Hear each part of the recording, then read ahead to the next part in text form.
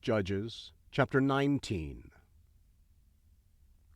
In those days, when there was no king in Israel, there was a certain Levite living on the farther side of the hill country of Ephraim, who took for himself a concubine out of Bethlehem, Judah. His concubine played the prostitute against him, and went away from him to her father's house in Bethlehem, Judah, and was there for 4 months. Her husband arose and went after her to speak kindly to her, to bring her again, having his servant with him and a couple of donkeys.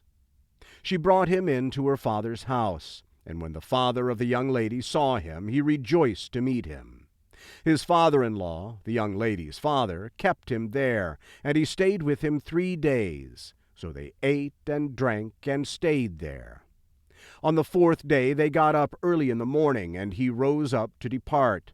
The young lady's father said to his son-in-law, "Strengthen your heart with a morsel of bread, and afterward you shall go your way." So they sat down, ate and drank, both of them together. Then the young lady's father said to the man, "Please, be pleased to stay all night, and let your heart be merry." The man rose up to depart, but his father-in-law urged him, and he stayed there again. He arose early in the morning on the 5th day to depart, and the young lady's father said, "Please, strengthen your heart and stay until the day declines." And they both ate. When the man rose up to depart, he and his concubine and his servant, his father-in-law, the young lady's father, said to him, "Behold, now the day draws towards evening. Please stay all night. Behold, the day is ending. Stay here that your heart may be merry, and go on your way early, that you may go home." But the man wouldn't stay that night, but he rose up and went near Jebus, also called Jerusalem. With him were a couple of saddled donkeys. His concubine also was with him. When they were by Jebus, the day was far spent, and the servant said to his master, "Please come, and let's enter into this city of the Jebusites and stay in it." His master said to him, "We won't enter into the city of a foreigner that is not of the children of Israel, but we will pass over to Gibeah." He said to his servant, "Come, and let's draw near to one of these places, and we will lodge in Gibeah or in Ramah." So they passed on and went their way, and the sun went down on them near Gibeah, which belongs to Benjamin. They went over there to go in to stay in Gibeah.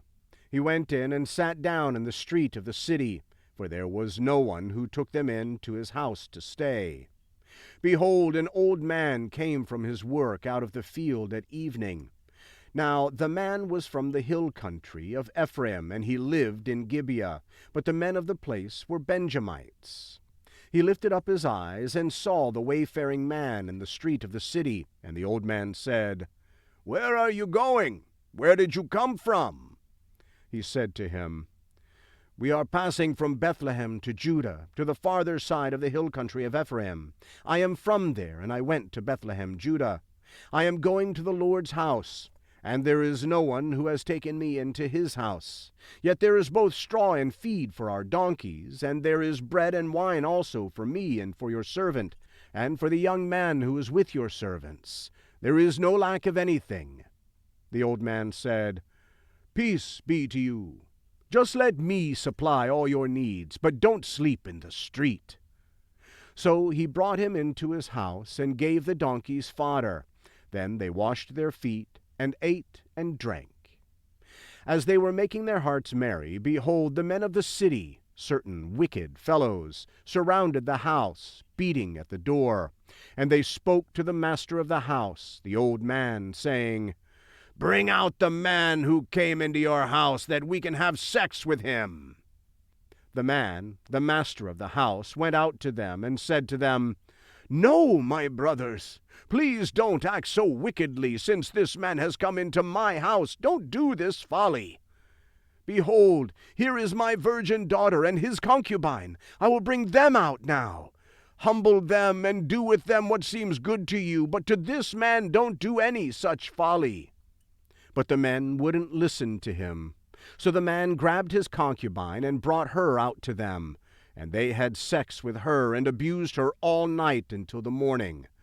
When the day began to dawn, they let her go.